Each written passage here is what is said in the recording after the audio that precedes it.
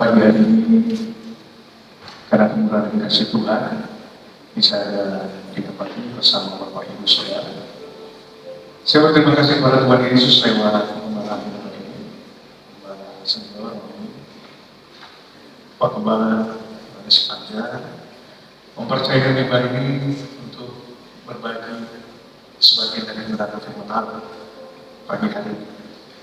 Tidak dalam sepuluh pun Bapak Ibu, tapi mari pagi ini kita sama-sama belajar kembali tentang kebenaran firman Tuhan. Tema bulan ini kita diberi tema bulan resilience, ketangguhan. Tetapi subtema saya diberi bagaimana kita berjalan tidak menjadi lelah bersama Tuhan. Amin. Ada berbagi, ada terbang, tapi hari ini kita sedikit mengupas bagaimana kita tetap konsisten setiap hari, setiap detik berjalan bersama Tuhan. Pembacaan firman Allah pagi ini terambil di dalam Yesaya pasal yang 40 ayat yang 31. Ini adalah ayat tema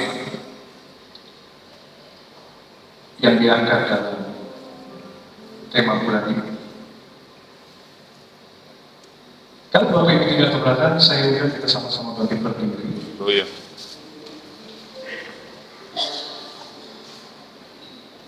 Yesaya pasal 40 ayat yang ke-31. Sudah dapat katakan amin. Amin. Mari kita baca bersama di layar juga tersedia dalam hitungan yang 3. 1, 2, 3. Orang-orang yang mengenal firman Tuhan mendapat kekuatan baru. Mereka seumpama raja yang naik terbang kekuatan sayapnya. Mereka berlari, mereka berjalan dan tidak menjadi lelah. Puji Tuhan, silakan duduk Bapak Ibu Saudara. Saudara, kita tahu hidup yang kita jalani hari-hari ini adalah kehidupan yang tidak gampang. Kehidupan bergerak cepat, kompleksitas masalah begitu banyak, kehidupan yang seperti tidak ada ujung, keadaan yang kadang-kadang susah diprediksi, tidak ada kepastian, terus berubah-ubah, sehingga kadang-kadang membuat kita lelah, sehingga kadang-kadang membuat kita capek. Bahkan kehidupan yang kita jalani, kadang-kadang pada sebuah titik saya tidak bisa berbuat apa-apa. Nah, hari ini Bapak Ibu kita semua datang ke tempat ini dengan berbagai kondisi. Ada yang datang dengan penuh sukacita mungkin, oh iya. tetapi ada juga yang datang dengan penuh keterbatasan, dengan beban yang tidak dilihat oleh siapa. Ada yang sedang berlari mengejar tujuan, ada yang sedang terbang berada di posisi puncak prestasi dan kemenangan. Oh iya. Yes. Tetapi ada juga hari ini yang datang dengan beban yang begitu berat, seolah-olah melangkah saja susah. Bahkan jangan disuruh melangkah maju, tapi kadang-kadang untuk berdiri tegak saja kadang-kadang susah. Kehidupan ini penuh dengan kelelahan. Kehidupan ini penuh dengan kelesuan. Sebagaimana tulisan yang kita baca, Israel dalam membuang 70 tahun, mereka mengalami pembuangan di Babel. 608 sebelum Masehi. Pembuangan itu ada 3 periode. Pertama 608 kemudian 597, kemudian 587 Protras. Baru mereka keluar dari pembuangan. Itu kira-kira 527 sebelum Masehi. Mereka mengalami masa identitasnya hilang. Hilang identitas, hilang aset, hilang kebebasan, hilang segala. Bahkan kalau Bapak Ibu baca di dalam ayat yang 27, bisa bantu saya ayat 27.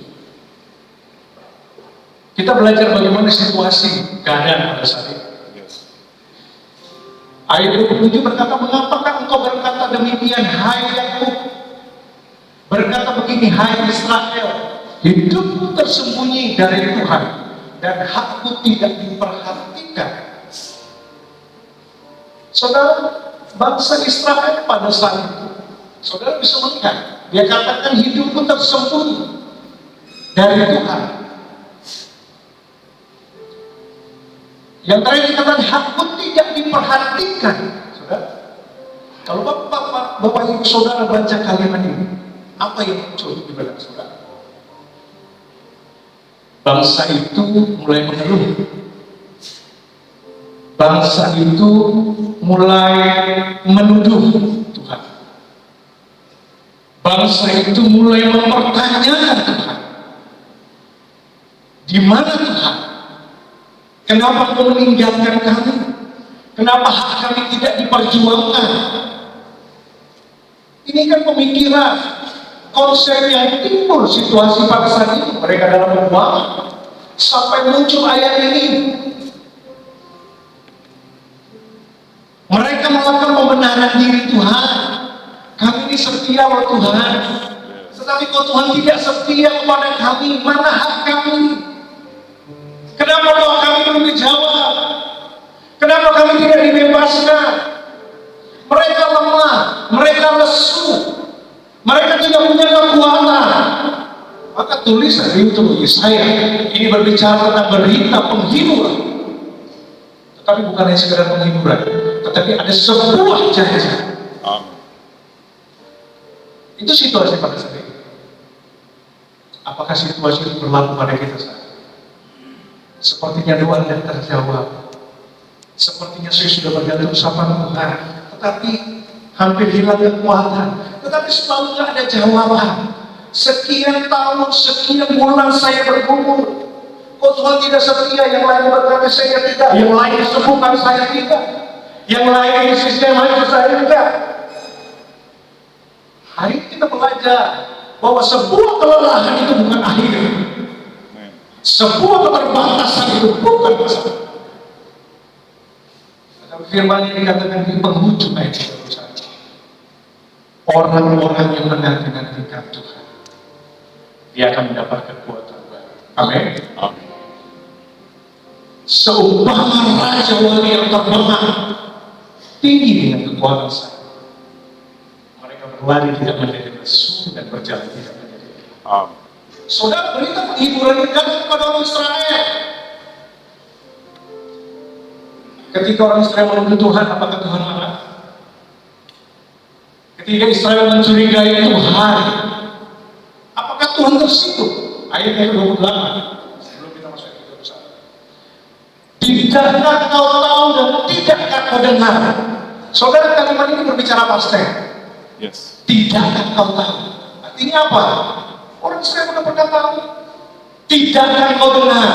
Orang Israel sudah berkali-kali dengar firman. Tidakkah kau tahu? Tidak kau mendengar. Itu kan artinya kamu kan sudah mendengar. Kamu kan sudah tahu. Sudah tahu apa? Sudah dengar apa? Kalimat berikut. Tuhan ialah Allah yang kekal. Tuhan mulai memperkenalkan kembali, menerima kembali, menunjukkan kembali. Kamu mungkin lupa. Kamu mungkin sudah lama tidak mendengar. Aku ulang ya. Aku ini adalah Tuhan yang kekal. Saudara berbicara kekekalan ini sesuatu yang pertama, sesuatu yang lama, sesuatu yang tidak punya ujung. Tuhan dengan atributnya dia memperkenalkan, aku yang menciptakan bumi dari ujung ke ujung. Apalagi dia kalimat. Kemudian tidak terduga pengertiannya. Saudara, hikmah kebijaksanaan Tuhan itu tidak terduga. Kadang-kadang kita yang tidak sabar dengan waktu dan rencananya Tuhan. Tuhan itu bekerja kadang-kadang nggak disangka, tidak terduga. Tidak ada yang bisa menyalangi pikiran Tuhan. Tidak ada. Kita berbicara lain, Tuhan bicara kekal. Oke? Kita bicara hari ini semua, saya tidak makan, kasih saya makan. Tuhan, hari ini saya sakit, sembuhkan saya. Tuhan, hari ini saya tidak punya ini. Tuhan, maunya kita ini temporer. Hari ini sementara. Tetapi Tuhan punya merajut kehidupan saudara 30, 100 tahun, bahkan unlimited. Dia terbatas. Dia merajut kehidupan saudara. Maka dia katakan, pikiranku tidak terduga, kamu tidak bisa menangkap pikiranku. Cuma kadang-kadang manusia mempersempit kuasa Tuhan, membuat lancing seperti pikiran Tuhan itu ditaruh dalam ini, dibuka lancing. Kita tidak pernah bisa mengetahui dan memahami rencana dan rencana Tuhan yang tidak terduga. Dia kekal. Dia berbicara tentang masa depan, tapi kita berbicara tentang sementara. Tuhan katakan lagi, dia perkenalkan, aku yang menciptakan bumi dari ujung ke ujung. Dari ujung bumi sampai ke ujung bumi luas. Jadi saya katakan, kadang-kadang kita berpikir hanya saya. Tuhan, saya berpikir saya, keluarga saya, top, pekerjaan saya, top, itu saja. Padahal Tuhan merajut bagaimana kehidupan saudara dan keluarga, bagaimana kehidupan orang lain dan keluarga, bagaimana kehidupan bangsa, bagaimana kehidupan negara, bagaimana kehidupan umat manusia. Tuhan merajut dari ujung sampai ujung. Makanya kadang-kadang kita berpikir hanya untuk diri kita, keluarga kita, kerjaan kita saja. Tetapi Tuhan punya kekekalan tanpa batas. Pikiran kita terbatas, Tuhan tidak terbatas. Makanya perkenalan pada Israel yang ingat, tidak kamu tahu, tidak kamu dengar, aku adalah Allah yang kekal, menciptakan bumi dari ujung sampai ujung, bahkan pikiranmu tidak akan terbuka. Dia memberi main kembali. Kenapa kau harus lemah? Kenapa kau harus lesu? Ini situasi kondisi saat ini. Bagaimana dia berdiskusi dengan Tuhan, dan Tuhan memperkenalkan dengan atribut Tuhan. Aku ini kekal. Oke, firman-Nya katakan, orang-orang yang menanti-nantikan Tuhan tidak akan lelah, tidak akan lesu. Dia akan selalu tangguh. Inilah situasi kondisi pada saat ini. Nanti bagaimana kita bisa mengaplikasikan dalam kehidupan kita sehari-hari? Bagaimana yang menanti-nantikan itu seperti apa? Nah, pertanyaan berikutnya, bagaimana kita membangun sebuah resilience? Bagaimana kita membangun sebuah ketangguhan? Bagaimana saya membangun sebuah endurance dalam hidup ini? Supaya saya tetap eksis, survive dalam menjalani hidup ini. Bukan hanya sekadar eksis, tetapi firman Allah katakan berjalan maju, berlari mengejar tujuan, lalu terbang tinggi menggapai visi dan kemenangan Tuhan. Ini yang Tuhan mau. Di tengah-tengah penderitaan, di tengah-tengah pergumulan, di tengah-tengah ketidakpercayaan, di tengah-tengah keputusasaan dan tuduhan kepada Tuhan, firman Allah datang kepada saudara dan saya, bahkan kepada bangsa Israel. Dia katakan, aku ini Allah yang kekal. Dari ujung ke ujung aku yang ciptakan. Rancanganmu ada di kepala. Aku tahu rancangan apa yang ada padamu, tetapi buat tidak pernah tahu rancangan Tuhan akan hidupmu yang pasti mendatangkan kebaikan bagi saudara. Nah, bagaimana membangun sebuah resilience? Bagaimana membangun sebuah ketakutan? Bagaimana membangun sebuah kehidupan yang ideal di dalam menjalani kehidupan sehari-hari? Yang pertama-tama, kita balik ke ayat yang 31. Orang, tetapi orang yang menanti-nantikan Tuhan. Saudara, ini adalah sebuah kata kunci dari teks ini, dari puncak ayat tulisan Yesaya. Ini sebenarnya puncak dan kesimpulan.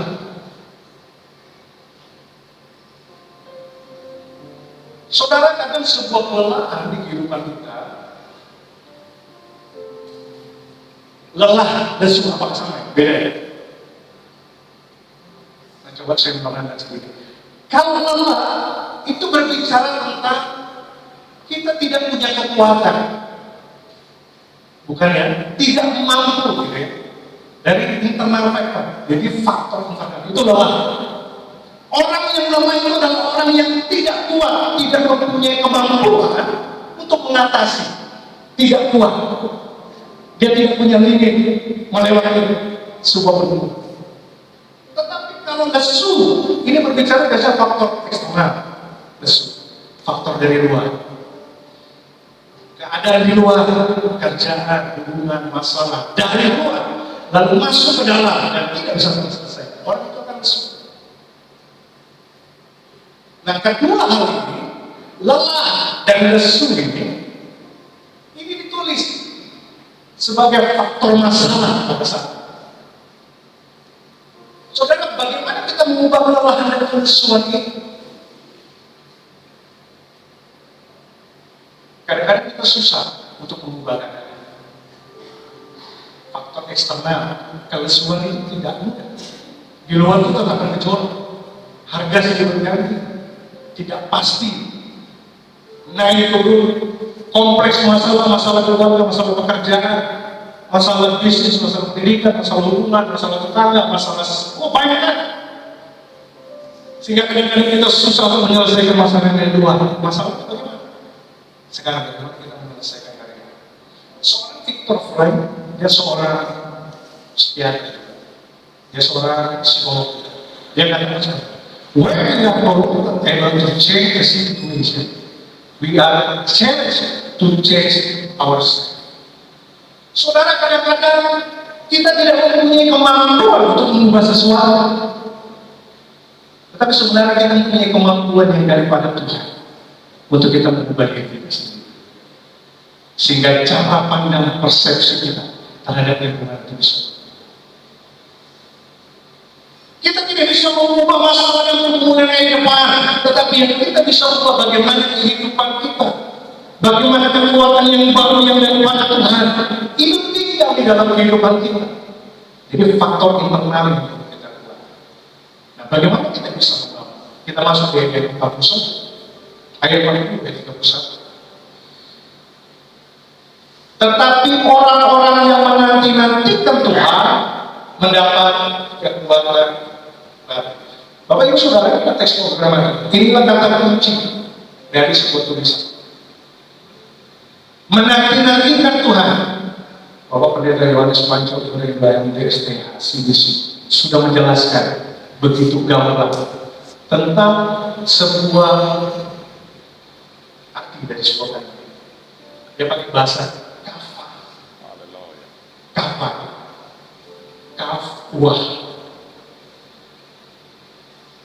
Orang-orang yang menantikan Tuhan itu seperti apa?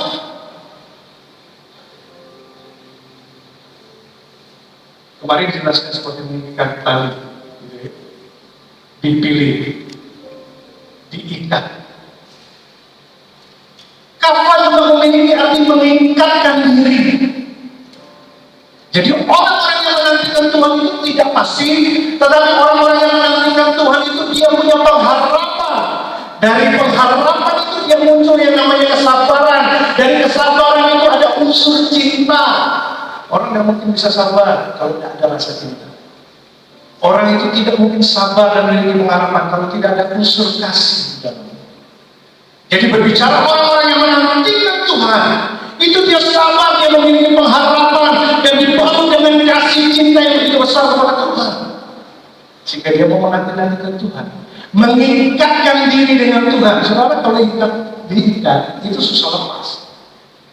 Kalau diikat, terhubung, terikat, itu sesuatu yang tidak mudah lepas, betul? Jadi orang-orang menantikan Tuhan itu bukan hanya duduk diam saja, pasif, tetapi ada unsur aktif. Dia duduk diam terhadap kepada Tuhan karena ada unsur kasih dan cinta. Lalu dia mengikatkan dirinya kepada Tuhan, mengikatkan, menyatu dengan Tuhan. Saudara, dalam 1 Korintus pasal 6 ayat 17. 1 Korintus pasal 6 ayat 17. 1 Korintus pasal 6 ayat yang 17.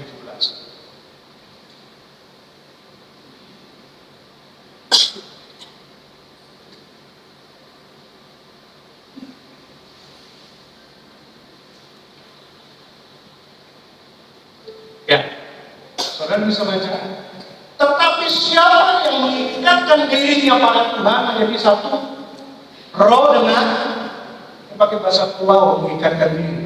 Jadi orang yang mengikatkan diri itu seperti apa? Orang yang menjadi satu roh dengan Tuhan. Jadi kalau kita mengikatkan diri, kalau kita menanti-nantikan Tuhan, itu sebenarnya kita sedang mengikatkan diri sama roh dengan Tuhan. Rasul Paulus dia katakan kehidupannya adalah daging dan roh. Ketika kita meningkatkan hidup kita dengan kedagingan, roh kita akan lemah dan mati. Tetapi kalau kita meningkatkan diri, menyatukan diri dengan roh Tuhan, saudara tidak akan pernah menjadi lemah, saudara tidak akan menjadi lesu, karena atributnya Tuhan. Tuhan itu tidak pernah lelah, Tuhan itu tidak pernah lesu, Tuhan itu tidak punya keterbatasan, Dia punya segalanya. Jadi logikanya kalau kita mengikatkan diri kepada Allah yang tanpa batas, yang tidak pernah lelah, yang tidak pernah lesu, nanti Bapak Ibu baca dalam Yesaya 40 ayat itu 27, 28, 29, sampai dia memperkenalkan dirinya, aku itu Tuhan yang tidak pernah lelah loh, aku itu Tuhan yang tidak pernah lesu. Jadi siapa yang mengikatkan diri kepada Tuhan, dia menyatukan dirinya dengan rohnya Tuhan. Kalau roh Tuhan ada di dalam kehidupan, dia tidak pernah terlelah, dia tidak pernah lelah, dia tidak pernah lesu. Karena Tuhan terus bekerja dari dalam diri seseorang. Saudara, Tuhan tidak pernah lelah dan Tuhan tidak pernah lesu. Saudara bisa lihat di dalam Yohanes pasal 5 ayat 17, bagaimana Tuhan masih terus bekerja. Yohanes pasal 5 ayat 17.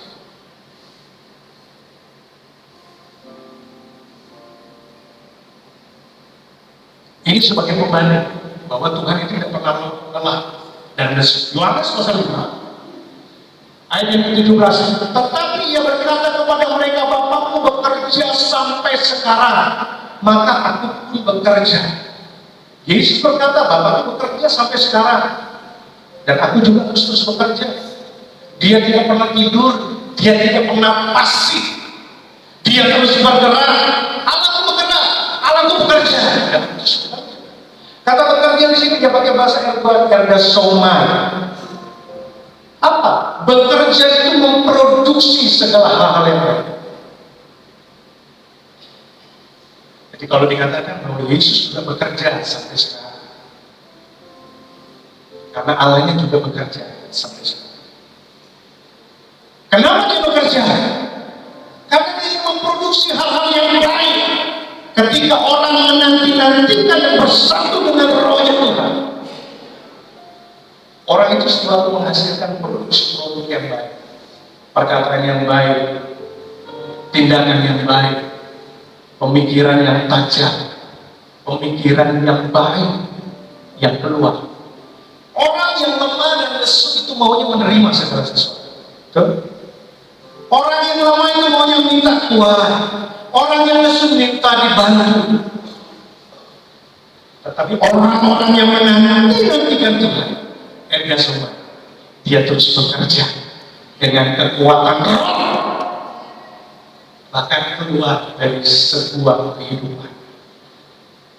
Jadi orang yang kuat, orang yang tidak lemah dan tidak lesu, adalah orang yang memproduksi, yang mengeluarkan hal-hal baik dari kehidupan. Tetapi sebaliknya, orang yang lemah, lesu, itu pasti maunya meminta dan Allah terus bekerja. Yesus pun masih bekerja sampai sekarang. Dan karakternya Tuhan, dia mau share kekuatan. Dia tidak selalu menyimpan kekuatan bagi dirinya sendiri. Makanya firman Allah katakan, aku memberikan kekuatan yang baru. Itu kesukaannya Tuhan. Membangkitkan kekuatannya ketika apa? ketika ada orang-orang yang menyatukan dirinya dan mengikatkan dirinya kepada Tuhan lewat sebuah perenungan, lewat sebuah penyembahan, lewat sebuah hidup berdiri di atas kebenaran firman Tuhan, memproduksi hal yang baik. Kata kafal yang kedua, kata menantikan, kita balik ke ayat yang ke-31 tadi. Orang-orang yang menantikan Tuhan, kafal tadi mengikatkan diri.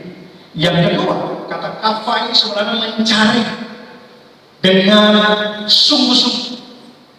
Jadi bukan hanya sekedar mengikatkan diri, tetapi terus bergerak aktif mencari pribadi, mencari pengenalan kepada Tuhan. Maka gambaran bahasa aslinya digambarkan seperti orang yang sedang mencari oksigen. Saudara bisa ekstrim. Jadi orang-orang yang menanti-nantikan Tuhan itu seperti orang yang sedang kehilangan oksigen. Mungkin kalau di rumah sakit saudara lihat orang kehilangan oksigen, kurang oksigen, bernafas saja susah. Saudara kalau bernafas dengan baik, hari ini saudara tidak menganggap nafas itu penting. Seorang teolog Robel sudah katakan, orang itu tidak pernah menghargai nafas kalau dia lagi sehat. Karena nafas itu refleks. Saudara kadang tanpa sadar, saudara tarik nafas. Ada yang pernah menghitung, saudara tarik nafas satu hari berapa kali?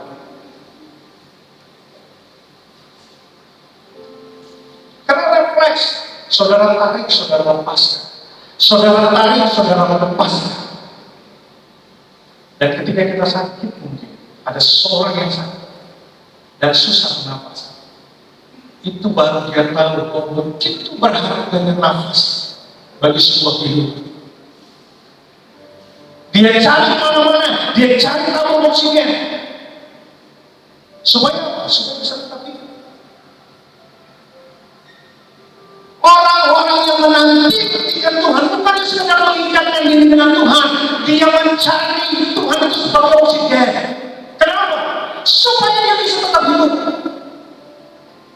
Makanya orang yang menemukan dengan Tuhan diibaratkan seperti pelari berjalan ke terbang. Nafas itu teratur. Kenapa dia keluar berjalan? Kenapa dia bisa berlari? Bahkan kenapa dia bisa terbang tinggi?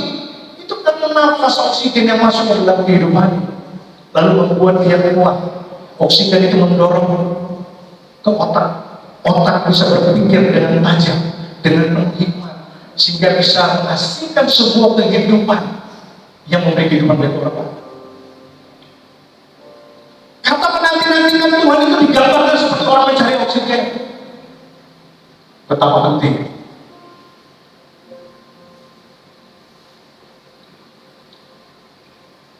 Ayat yang 31, 40 ayat 31. Yesaya 40 ayat 31. Kata menanti-nantikan itu diikuti dengan Tuhan. Tetapi orang-orang yang menanti-nantikan ini ada hubungannya dengan nafas.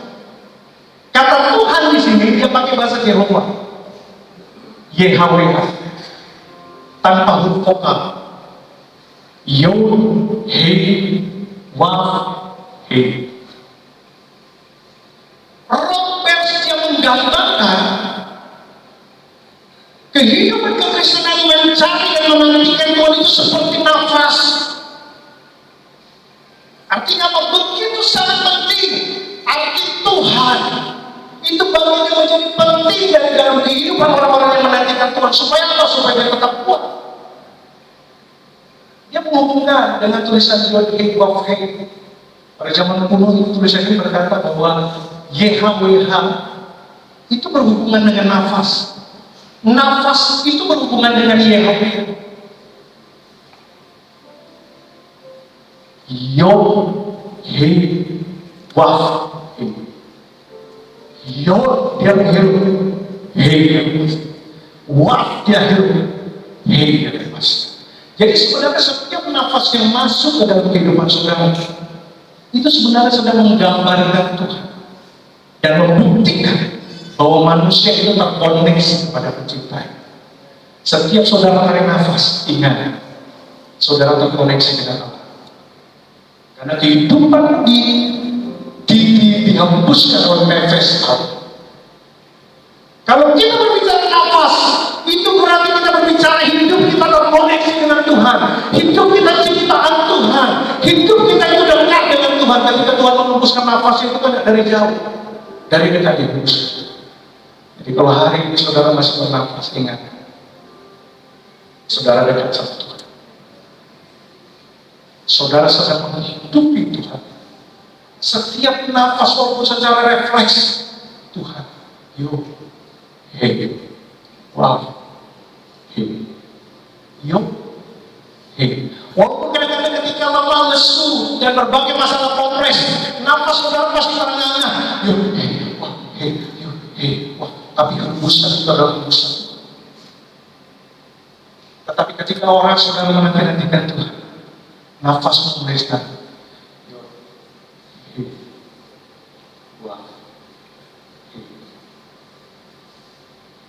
saudara, orang-orang yang menantikan Tuhan digambarkan oleh Yesaya seperti orang sedang mencari oksigen. Tapi ingat, ketika oksigen itu full penuh di dalam kehidupan seseorang, makanya dikatakan orang itu mendapat kekuatan baru. Orang lain bisa, orang jalan bisa, bahkan tanpa bisa. Saudara, kehidupan kita bukan hanya sekedar menjadi fans. Kehidupan kita bukan hanya sekedar berada di gereja ini saja. Tetapi seharusnya kehidupan kita menggabungkan diri, mengikatkan diri dengan Tuhan. Itulah orang-orang yang benar. Kata kafah di sini, ingat, itu berbicara tentang Tuhan. Nafas. Ketika saudara tidak menanti-nantikan Tuhan dan tidak mengikatkan diri dengan Tuhan, sebenarnya saudara sedang kehilangan nafas. Dan tidak heran, menjalani kehidupan kadang-kadang kita lemah, kadang-kadang kita lesu, kadang-kadang kita tidak mampu berjalan. Kenapa? Karena tidak punya kekuatan. Kenapa? Tidak punya nafas yang stabil, tidak punya resilience, tidak punya ketangguhan, tidak punya daya tahan, tidak punya endurance. Ayat 30 dikatakan orang muda juga lemah lesu, taruna-taruna jatuh. Kalau kita buka, kita baca dulu. Kenapa? Taruna yang harus berada di puncak, taruna yang harus kuat, tetapi mereka lemah lesu. Kenapa? Karena tidak menanti-nantikan Tuhan, bahkan menunda Tuhan dengan berbagai tudingan bahwa Tuhan tidak ada, Tuhan tidak setia. Buktinya sampai sekarang saya menghadapi setiap penderitaan dan permasalahan, tapi Tuhan tetap setia. Dia mengenal diri ini. Dia katakan, aku ini Tuhan yang dekat. Aku tidak pernah lelah. Bahkan dia katakan, mengambil kalimat di atasnya, kalau engkau lelah dan lesu, aku tidak lelah dan lesu, kata Tuhan. Nanti-nantikan Tuhan. Ini adalah kunci supaya saudara dapat kuat, supaya saudara dapat bertahan. Ingat, setiap nafas kehidupan itu bukti Tuhan ada dekat dengan saudara. Setiap nafas yang saudara hembuskan itu bukti bahwa saya ini terkoneksi dengan Tuhan kalau sampai hari ini. Karena ketika nafasmu berhenti, pasti sudah terkoneksi sama Tuhan. Karena kita sudah ada sama-sama dan memegang itu. Kalau hari ini kita masih diberikan nafas oleh Tuhan, hembuskan nafas, tarik nafas,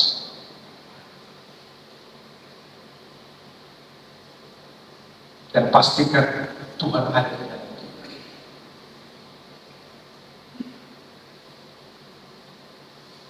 Nah, kalau kita menanti-nantikan Tuhan seperti yang digambarkan oleh Yesaya tadi, ayat yang berikut, tetapi orang-orang yang menanti-nantikan Tuhan mendapat kekuatan baru. Hari ini dua poin saja. Yang pertama, bagaimana kita menanti-nantikan Tuhan? Kita mendapat kekuatan yang baru. Saudara, kata kuat itu bisa mempunyai banyak arti. Dia pakai bahasa kowats, K-O-W-A-C, kowats. Jadi kekuatan seperti apa ketika kita bernafas bersama Tuhan, ketika kita mengikatkan diri di dalam Tuhan. Kata kekuatan ini yang perlu. Karena firman katakan kalau saudara malah digantikan Tuhan. Kalau kita mengikatkan diri, menyatukan diri dengan rohnya Tuhan, lalu terus dan terus menerus mencari Tuhan seperti nafas, saudara akan mendapatkan kekuatan yang baru. Arti kekuatan koas yang pertama itu berbicara tentang isi, inti, substansi. Kata kekuatan di sini dia bukan pakai bahasa dinamis. Kata kekuatan di sini dia pakai bahasa koas. Artinya apa? Inti, apa lagi? Dasar, apa lagi teman-teman Indonesia? Fondasi, apa lagi? Sumber, supaya kita dapat memanggil kita. Sebenarnya ketika Tuhan memberikan kekuatan yang baru, Dia kasih kita sumber, Dia kasih kita inti. Dia bukan kasih additional power, tetapi Dia memberikan saudara esensi dari sebuah kekuatan. Oh, dalam kalau kita meningkatkan dirinya, kalau kita menyatukan diri kita dengan Tuhan, Dia katakan, engkau mendapatkan isi, engkau mendapatkan sumber daripada kehidupan. Saudara senang dapat atributnya saja atau senang dapat sumber? Kalau saudara haus, saudara senang dikasih air atau dikasih mesin pompa air atau sumber mata air? Senang yang mana? Kalau saudara dikasih air, sakit. Tapi kalau saudara dikasih sumber mata air yang tidak pernah berhenti, saudara itu dapat esensi. Dari sumber mata air itu terus mengalirkan sebuah air kehidupan, sehingga dia tidak pernah capek. Substansi, isi, watak dasar, ini berbicara tentang sumber. Bagaimana sebuah pohon menghasilkan buah? Dia berbicara tentang fondasi akar. Oh, tidak terlihat, tidak terlihat. Tetapi fondasi itu yang menopang sebuah bangunan. Fondasi itu yang membangun sebuah batang sehingga bisa menghasilkan buah-buah yang lebat. Tuhan memberikan saudara bukan sekedar buah, batang dahan, tetapi Dia memberikan saudara isi, sumber, watak dasar. Dia katakan, aku ciptakan engkau dalam Kejadian serupa segambar dengan Tuhan, selemdemu dengan Tuhan. Tetapi karena dosa, engkau capek kan menghadapi. Karena dosa, engkau lesu kan? Dengan dosa, engkau tidak bisa melihat Tuhan. Dengan dosa, gambar dirimu kabur.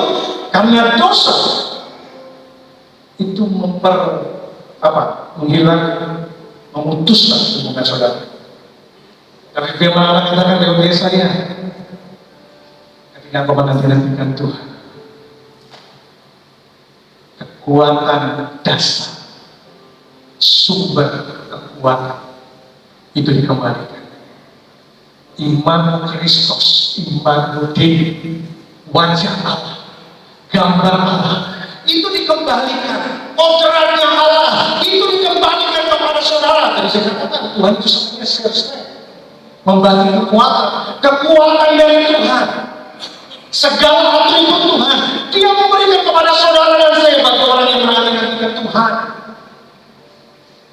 Esensi, hati, jiwa. Tadi pujian pada jiwaku bertanya,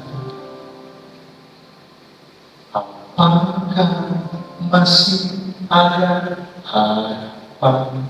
Saya lemah Tuhan, saya lesu, saya capek. Apakah masih ada harapan di dalam Tuhan? Saya sudah melewati tangis, saya sudah melewati air mata, sesak di dada. Tapi sebaliknya, imanku berkata, Tuhan punya kuasa. Dia siap memperbaharui kekuatan. Dia bukan tambah kekuatan, tetapi Dia mengganti kekuatanmu menjadi kekuatan. Ketika saudara hilang kekuatan, sebenarnya Tuhan baru mulai memperkenalkan dan memberikan kekuatan bagi saudara. Oleh Sebab itu kalau ada saudara yang lesu berarti lemah, saudara mulai menghadir, Tuhan mulai menghadir dalam kehidupan saudara, sehingga dia melakukan perkara-perkara dasar dalam kehidupan saudara. Saudara, Tuhan memberikan sumber inti, esensi dari sumber nilai kehidupan yang dunia tidak bisa berikan. Kekuatan yang bertransformasi, kekuatan yang menyentuh hati, kekuatan yang memperbaharui dan membangun hati.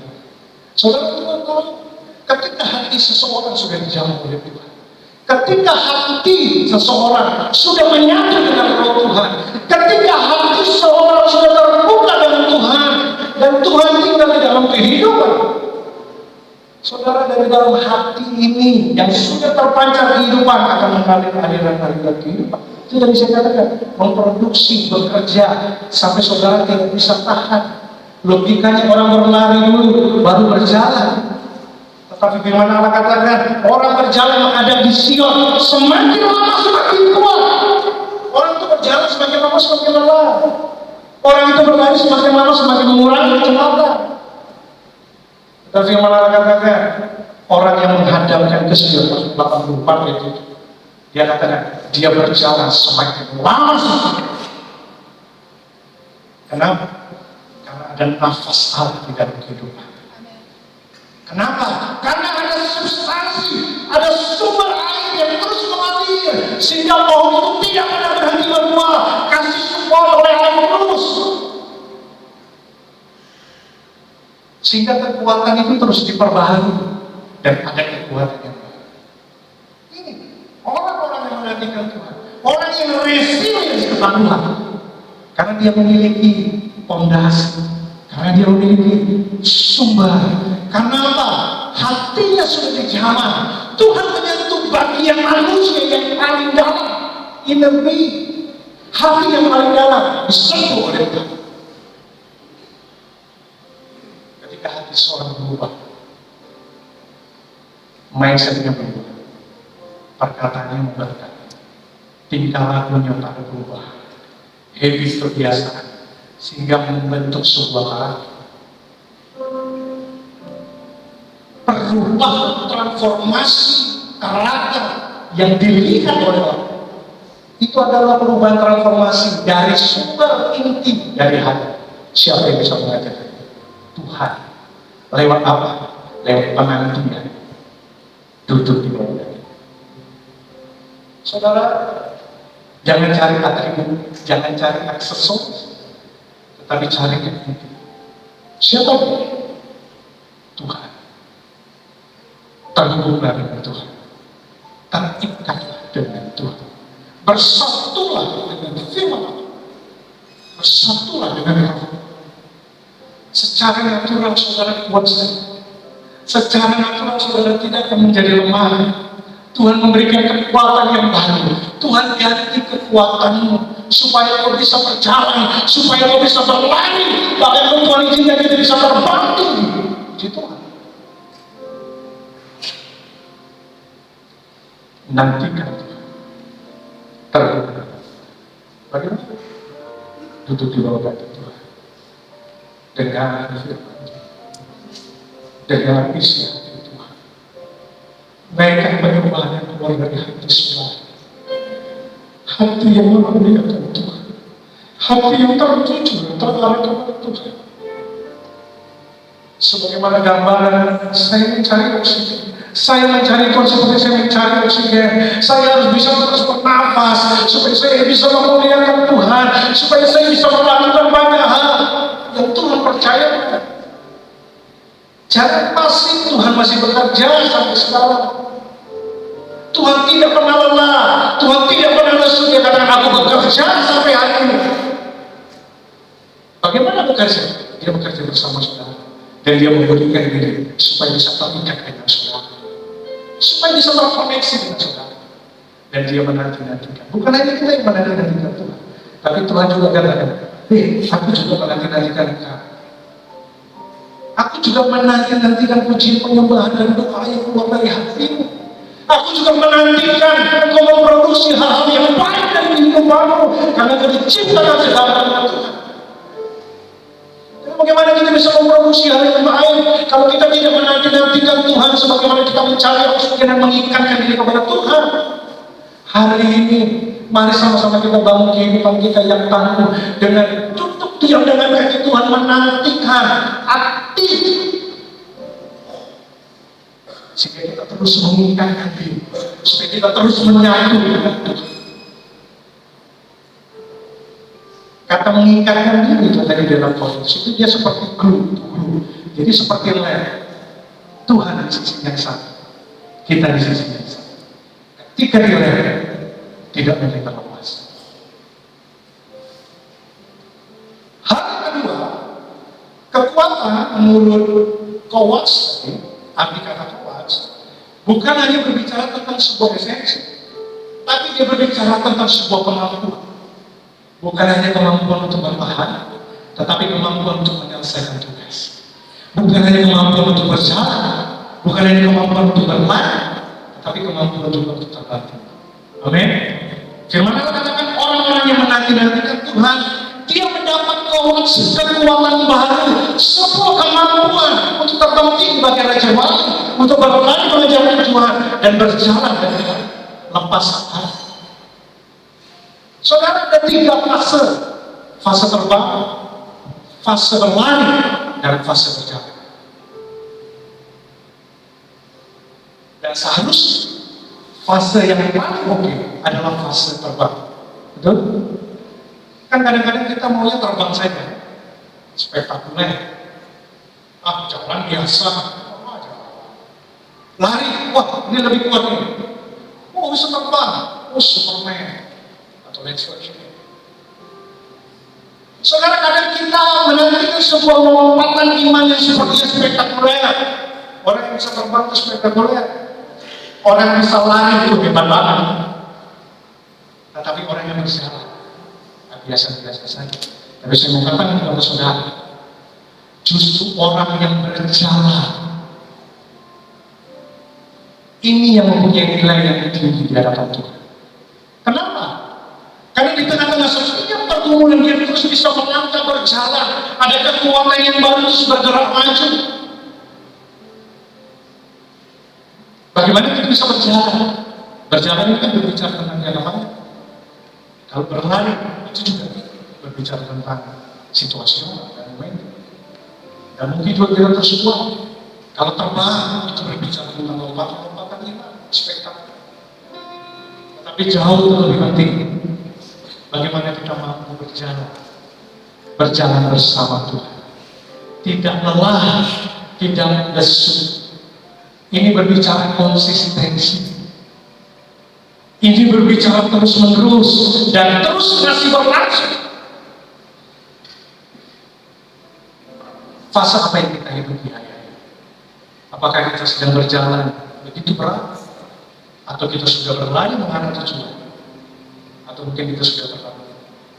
Apapun fase kehidupan kita, firman Allah katakan, kalau engkau menanti-nantikan Tuhan, Tuhan ada di segala fase dan musim. Season of life yang saudara jalan, dia katakan, aku Tuhan yang memberikan kekuatan yang baik.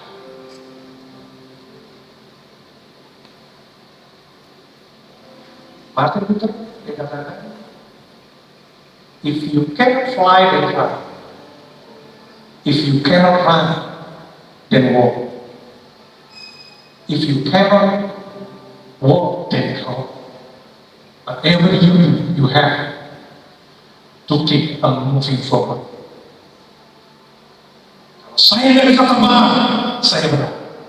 Kalau saya tidak bisa terbang, saya berjalan. Kalaupun saya tidak bisa berjalan, saya akan merangkak. Apapun yang terjadi, saya harus bisa bergerak walaupun sedikit kemajuan. Yang Tuhan mau kita resilience, tangguh, durable, tidak yang tahan. Berdiri saja Tuhan sudah puji Tuhan. Tapi kalau saudara bisa bergerak lagi dari hari lepas ke sehari lewat setiap pergumulan penderitaan, itu Itu artinya saudara berjalan bersama Tuhan, dan saudara terkoneksi dengan Tuhan, dan saudara menyatu dengan Tuhan, karena nafas Tuhan ada di dalam hidup saudara. Saudara tidak mampu untuk berjalan bersama. Ini yang kita perlukan hari-hari ini. Kondisi untuk bisa terus berjalan. Kondisi diberikan kemampuan untuk bisa puji Tuhan kalau kita bisa berlari, bahkan kita bisa terbang. Ketika kita menanti-nantikan Tuhan, kita mendapat substansi inti dasar dari sebuah nilai kehidupan yang dicari banyak orang, tapi diberikan kepada orang yang menantikan Tuhan. Yang kedua, bagaimana orang-orang yang menantikan Tuhan mendapat kekuatan baru adalah orang-orang yang diberi kemampuan untuk bisa berjalan, berlari, bahkan terbang. Yang terakhir, kata kekuasaan di sini, dia berbicara tentang sebuah penyesuaian dan adaptasi. Ketika Tuhan memberikan kekuatan kepada kita, Dia berikan kemampuan untuk memperbaharui inti dasar hati yang menghasilkan sebuah karakter. Yang kedua, bagaimana Tuhan bisa memberikan kita sebuah kemampuan, kompetensi, keahlian, atau apa namanya, kebisaan. Dan yang ketiga, ini juga penting, ketika kita diberikan kekuatan oleh Tuhan, kita bisa beradaptasi, kita bisa menyesuaikan diri. Sebagaimana burung Raja Wali, mereka seumpama Raja Wali yang naik terbang. Saudara, Raja Wali itu kalau ketemu badai, dia tidak patah dan dia tidak rapuh. Dia menyesuaikan diri, dia beradaptasi dengan badai, dan dia menanggulangi, menyesuaikan, sehingga dia mengatasi badai.